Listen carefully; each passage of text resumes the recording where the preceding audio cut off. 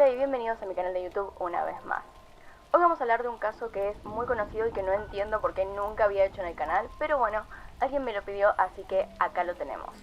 Este es el caso de un asesino serial que conocemos primeramente por un caso de dos chicos llamados David Arthur Faraday y Betty Lou Jensen, de 17 y 16 años respectivamente. Ellos habían sido asesinados con un arma de fuego el 20 de diciembre de 1968 en Lake Herman Road. Resulta que la pareja estaba en lo que era su primera cita y pensaban ir a una fiesta en Hogan Heights, a 4 cuadras de donde vivía ella. Pero en lugar de ir directamente decidieron primero dar unas vueltas, pasar por un restaurante y después hacerse a un lado de la ruta y quedarse con el auto ahí. Esto es algo bastante común en realidad entre los adolescentes, no tenía nada raro, pero al lado suyo, luego de un rato, aparece otro auto. Esta persona es la que conocemos hoy como el Zodíaco. Este hombre que se había bajado del auto le dispara una vez en la cabeza a Faraday y mientras Betty intenta escapar le dispara por la espalda. Esto sería conocido como las primeras víctimas del asesino del Zodíaco. No sabemos igual si había matado antes. El Zodíaco se echaba particularmente en California entre los años 1968 y 1969. Tenemos confesado por él 37 víctimas, aunque confirmadas realmente tenemos solo 4. De estas mismas víctimas solo sobrevivieron 2 para dar testimonio de lo que había pasado. Y a día de hoy, a pesar de toda la investigación que hubo detrás de este caso, realmente no sabemos quién fue. Había algunas pistas que conducían a que el responsable podía ser Arthur Leigh Allen, pero resulta que después de confirmar con las huellas, no era él, a pesar de que la mayoría del mundo estaba seguro de que no era. Así que sigue sin resolverse en lo más mínimo. Pero bueno, pasemos a ver primero quiénes eran las víctimas comprobadas y quiénes eran las posibles víctimas dada la situación en la que se encontraban. Entre las víctimas comprobadas, los primeros que tenemos, aparte de la primera historia que les conté, fueron Michael Renault, de 19 años, y Darlene Elizabeth Perrin, de 22 años. Fueron acribillados el 4 de julio de 1969 en Blue Rocks Springs, en un campo de golf a las afueras de Vallejo. Darlene murió recibiendo primeros auxilios en el hospital, mientras que Michael sobrevivió. Las siguientes víctimas fueron Brian Calvin Hartnell, de 20 años, y Cecilia Ann Shepard, de 22 años. Apuñalados el 27 de septiembre de 1969 en lo que ahora conocemos como la Isla del Zodíaco en Lake Berryessa. Brian sobrevivió a 6 puñaladas en la espalda, pero Cecilia murió a causa de sus heridas 2 días después en el Hospital Queen of Valley en Napa. Y como último confirmado tenemos a Paul Lee Stein, de 29 años, muerto por un arma de fuego el 11 de octubre de 1969 en Presidio Heights, San Francisco. Y después tenemos una lista de posibles víctimas que cumplen más o menos con lo que hacía el asesino del Zodíaco, pero que no pudieron confirmar de manera definitiva. Tenemos primero a Robert Domingos, de 19 años, y a Linda Edwards, de 17, quienes fueron asesinados el 4 de junio de 1963 en una playa de California. Tenían algunas similitudes con el primer caso, por lo tanto se los consideró en cierta forma como posibles víctimas específicamente del Zodíaco. Después tenemos a Caitlin Jones, de 22 años, que tiene una historia bastante particular, ya que dijo ser secuestrada junto a su bebé el 22 de marzo de 1960 en la carretera 132, también en California. En su declaración comentó que el conductor de un coche le hizo señas con las luces para que parara, y lo hizo. Una vez fuera del coche, este hombre le explicó a la mujer que le había visto la rueda del coche floja y que él intentaría arreglarla. Así que lo hizo y luego cada uno volvió a su coche. Más adelante, sin embargo, a Caitlin se le zafa la llanta y supuestamente un hombre le dice que la va a llevar hasta la gasolinera más cercana para que pueda pedir ayuda y poner la llanta de vuelta en el auto. Ella acepta, vuelve a recoger al bebé a su coche y se sube con el hombre. Arrancan, todo bien, pero hay un problema, que es que cuando llegan a la primera gasolinera no para el hombre, sigue y termina pidiéndole a la mujer que arroje al bebé por la ventana, y que básicamente era un secuestro. Lo bueno es que Caitlin logra escapar junto a su hija, pero cuando llega a la estación de policía, casualmente ve el retrato del Zodíaco, de lo que sería, según los sobrevivientes, la cara del Zodíaco, y dice que ese había sido el hombre que la estuvo reteniendo durante 3 horas en el auto. Es ahí donde viene lo raro, es decir, no parece el modus operandi del Zodíaco por las víctimas confirmadas, no parece como él actúa normalmente, pero debido a esta última parte se la considera posible víctima, que por suerte realmente no le pasó nada. Y por último tenemos a Donna Lass. Digo por último, pero en realidad probablemente haya una lista mucho más larga de posibles víctimas. Yo sé que me salteé alguna, de hecho, que no me parecía tan importante, pero sí, debe haber muchas más posibles víctimas, ya que si no se pudo confirmar realmente, no sabemos si fue o no fue el Zodíaco. Entonces tenemos a Donna Lass, de 25 años, que fue vista por última vez el 26 de septiembre de 1970 en Salt Lake, California. Resulta que le llegó una postal al Chronicle el 22 de marzo de 1971, que fue interpretada como una afirmación del Zodíaco de que ya llevaba 13 víctimas. El tema es que no cuadraba realmente con la cantidad de víctimas que se tenía en mente, ya que en realidad ella debía ser la 14ª, por lo cual no fue relacionada concluyentemente con el asesino y el cuerpo de la mujer no fue encontrado, así que realmente no sabemos lo que pasó ni si de verdad la mataron, no sabemos dónde está. Pasamos a ver cronológicamente qué sucedió con los asesinatos del Zodíaco. Sigamos después de las primeras víctimas que ya relaté y pasemos al 5 de julio de 1969. Michael y Darlene fueron agredidos por un arma de fuego en la madrugada de este día en el Blue Rock Springs.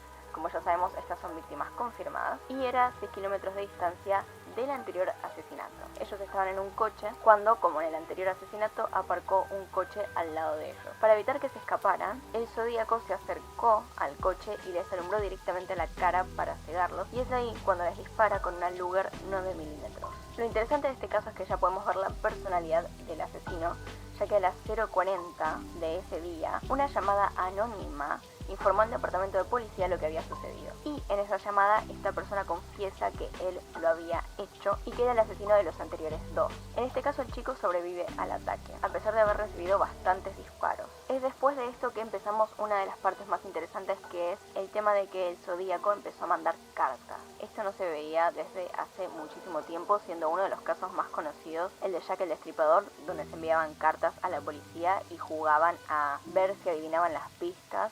Y todo esto no se veía desde ese momento, y el Zodíaco hizo justamente eso. Empezó a mandar cartas y pistas a la policía para que lo encontraran. Entonces, el 1 de agosto de 1969, el Zodíaco mandó 3 cartas escritas a las redacciones del Gallego Times Herald, el San Francisco Chronicle y el San Francisco Examiner. En ellas reconocía los 3 crímenes e incluía un criptograma de 360 caracteres que desvelaba su identidad. El asesino dijo que o las cartas se publicaban en primera plana o ese mismo fin de semana mataría a 12 personas. Obviamente los periódicos publicaron en primera plana las cartas. 3 días más tarde llegó otra carta a la redacción del San Francisco Examiner que decía: querido editor, este es el Zodíaco. Y era una carta en respuesta al jefe Stills de Gallego, el cual pidió más detalles para probar que él era el asesino de Faraday, Jensen y Ferrin. Así que el 8 de agosto de 1969,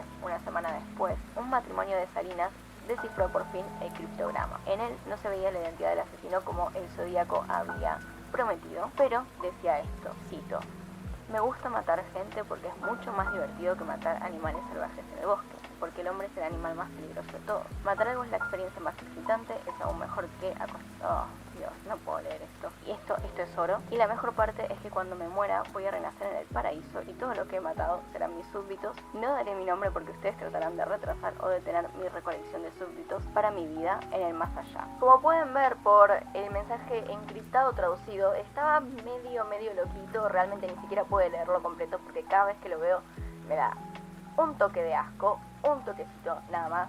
Pero estaba loco, aunque muchas personas decían que era una persona bastante inteligente, digamos que podía encriptar mensajes, aunque como la mayoría no fueron desencriptados, la verdad que yo dudo bastante de si realmente habrá hecho bien la encriptación, de si realmente habrá mandado algo que signifique algo, así que yo no le atribuiría tanta inteligencia. Lo que sí, logró escapar de la policía varias veces, pero eso también diría que es porque la policía era medio inútil. Ya van a ver por qué. Resulta que se llegó al origen de esta frase en particular y se supone que sale de un libro de Richard Connell titulado El juego más peligroso, o también conocido como Los sabuesos de Tarot. Sin embargo, los últimos 18 caracteres no fueron descifrados. Luego de esto, y a pesar de que el Zodíaco cumplió con la promesa de no matar a 12 personas si no se publicaban las cartas, de todos modos siguió matando. no específicamente 12 personas, pero en parejas fue matando. El 27 de septiembre de 1969, Brian Hartnell y Cecilia Shepard se encontraban merendando en las orillas del lago Berryessa, en una pequeña isla. Un hombre en ese momento se les acercó tras esconderse detrás de un árbol,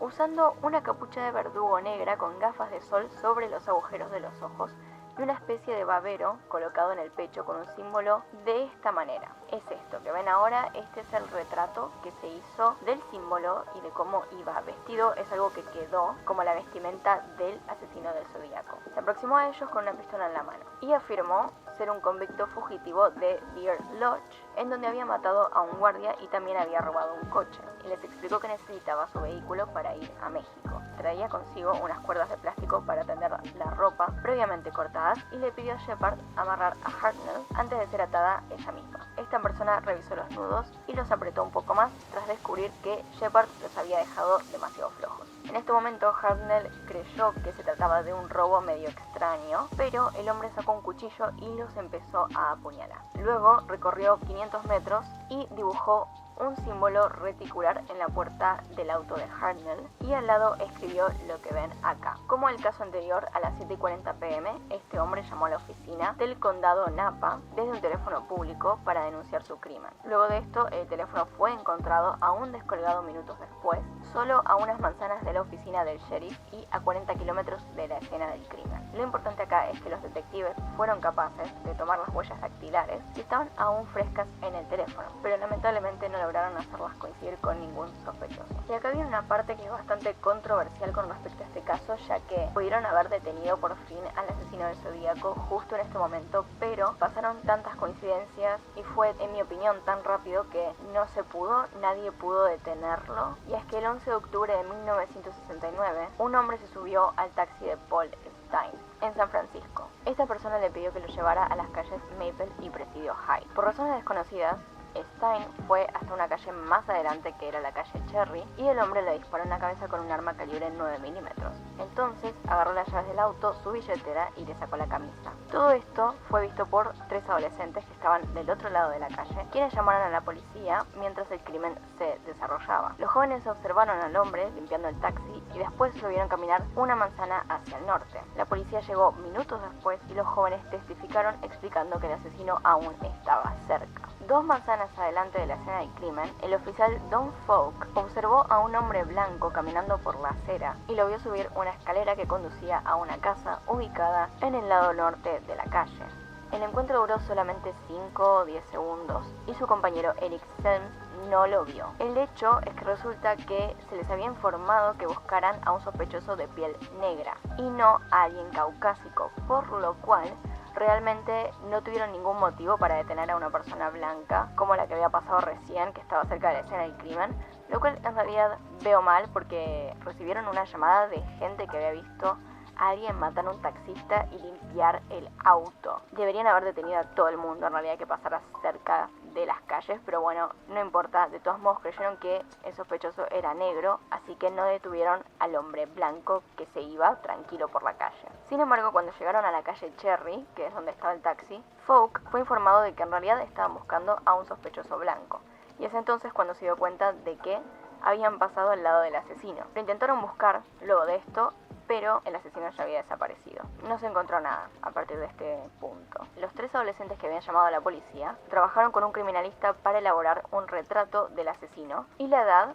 de esta persona fue estimada entre los 35 o 45 años de edad. Y les tiro un dato para que se den una idea de lo ambiguo que puede ser investigar este tipo de cosas, y es que el Departamento de Policía de San Francisco terminó estimando por lo menos 2.500 sospechosos en un periodo de algunos años. Así que imagínense con lo que tenían que trabajar. Pero la cosa siguió, obviamente, porque no lo atraparon, así que el 14 de octubre de 1969, el Chronicle recibió una carta más del Zodíaco. Esta vez tenía una muestra de la camisa de Paul Stine, como prueba, obviamente, de que él lo había asesinado y de que la policía había sido completamente incompetente. También tenía una amenaza de que dispararía en una escuela para niños. Aunque debo decir que evidentemente, como el Zodíaco mandaba cartas y se exponían al público, pasa como en otros casos, y es que varias personas empezaron también a mandar varias cartas y todo esto, así que también esta clase de cosas, como digo, siempre retrasa mucho la investigación, aunque particularmente las cosas que enviaba el verdadero Zodíaco eran especiales, como lo que mandó el 8 de noviembre de 1969, un nuevo criptograma de 340 caracteres. El 9 de noviembre envió otra carta más de 7 páginas en la cual aseguraba que 2 policías lo detuvieron y hablaron con él por más o menos 3 minutos, después de haber disparado contra Stein. Algunas partes de estas cartas fueron publicadas en el Chronicle del 12 de noviembre, incluyendo la declaración del Zodíaco, y ese mismo día Tom Folk escribió un memorándum explicando lo que había sucedido esta noche. Los 340 caracteres que el Zodíaco había enviado al principio nunca fueron descifrados. El Zodíaco continuó comunicándose con las autoridades. En una carta del 20 de abril de 1970, el Zodíaco escribió: "Mi nombre es", seguido de un espacio con 13 caracteres cifrados. El Zodíaco indicó que él no era el responsable del reciente ataque por bomba a la estación de policía de San Francisco, pero añadió: "Hay más gloria en matar a un policía que a un Sith, porque un policía puede disparar en respuesta". La carta incluía el diagrama de una bomba que el Zodíaco afirmaba usaría para volar un autobús escolar, y al reverso escribió lo que ven acá.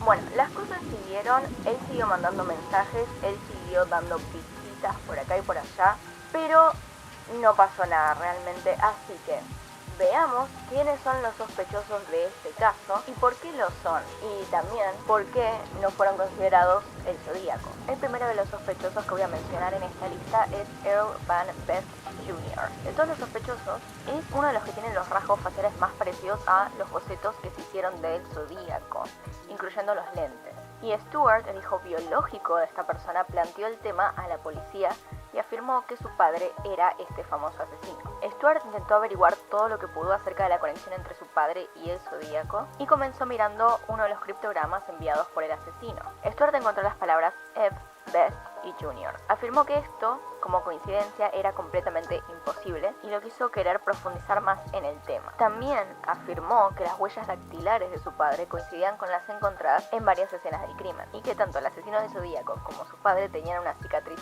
diagonal. Más tarde, Stuart le pediría a un experto en caligrafía que comparase la firma de su padre en su certificado de matrimonio con la caligrafía que se encuentra en las letras del Zodíaco. Según el experto, hubo una coincidencia. Sin embargo, todavía no se pudo probar que esta persona fuese o tuviese algo que ver con el Zodíaco. El siguiente en la lista es Lawrence Kane, que también guarda cierta similitud con el Zodíaco, pero no tiene los lentes. Y aparte tiene la cara un poco más redonda. Ahora, todo esto viene más que nada por uno de los códigos descifrados del Zodíaco. Cuando él envió el código con su nombre, muchas personas encontraron en él la palabra Kane, pero obviamente no es solo el nombre, sino que la hermana de una de las víctimas afirmó que Kane había seguido a su hermana meses antes del asesinato, y otra víctima del Zodíaco identificó a Lawrence Kane como su secuestrador, pero de vuelta no hay pruebas concluyentes. El anteúltimo del cual voy a hablar es uno que tuvo muchísima repercusión, pero es justamente lo que dije al principio, aunque este era uno de los sospechosos más famosos del caso, terminó dando que el ADN no coincidía, y es Arthur Leigh Allen. La primera persona en decirle a la policía que este podía ser el asesino del Zodíaco fue Don Kenney, luego de varias conversaciones que tuvo con esta persona. Aparentemente sugirió varios crímenes y supuestamente le dijo a Kenney que quería matar parejas al azar, hacerse llamar el Zodíaco, y también especificó que usaría una linterna junto a su pistola para poder cazar más fácil de noche. Arthur, en el momento de los asesinatos, era un estudiante que vivía con su madre en la casa de esta en Vallejo y era muy inteligente, ya que tenía un coeficiente intelectual cercano a los 135 puntos. En 1971 vivía en una caravana en Santa Rosa. Su aspecto era bastante más similar al del Zodíaco supuestamente, y siempre estaba solo. Coleccionaba rifles de calibre 22 y cazaba animales. Un pequeño detalle de color es que a sus familiares les preocupaba su salud mental. En un momento de noviembre, en 1969, la cuñada de Arthur, de 26 años, le vio un papel en la mano y le preguntó qué era. Resulta que este papel parecía estar ocultando unas líneas con símbolos extraños y le dijo a la cuñada que esto es obra de un loco, te lo enseñaré después. nunca lo hizo y la preocupación de la familia creció, lo cual no mejoró nunca, ya que su cuñada en un momento llegó a ver un cuchillo ensangrentado en el asiento delantero de su coche un día en el que el Zodíaco había atacado. A esto Arthur respondió que era sangre de pollo y que este cuchillo en particular lo utilizaba para justamente matar pollos. Sin embargo, las oportunidades que tuvo de traumar a su cuñada no fueron lo único que lo llevó a ser sospechoso. No. Resulta que había un sargento llamado Mulanax que sospechaba de él por otro delito. Allen había abusado a un niño en un colegio. Las sospechas serias comenzaron en 1971. Toda su familia sospechaba de que él era el Zodíaco.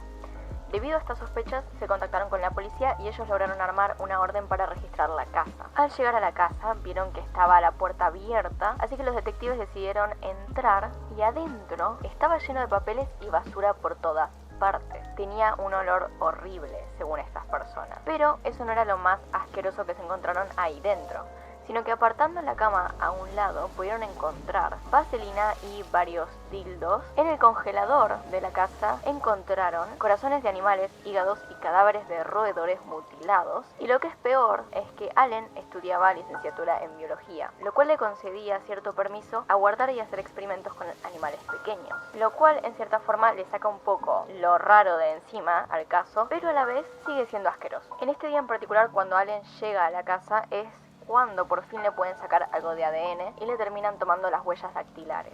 La persona en cuestión se resistió bastante, pero lograron incluso sacarle muestras de escritura. Otra casualidad que lo vuelve bastante sospechoso es que él había estudiado en la Marina lenguaje cifrado, lo cual obviamente lo conecta directamente con las cartas. Pero como ya dije, ni las huellas ni el ADN dieron coincidencia en lo absoluto con Allen, y de hecho ni siquiera la prueba de caligrafía.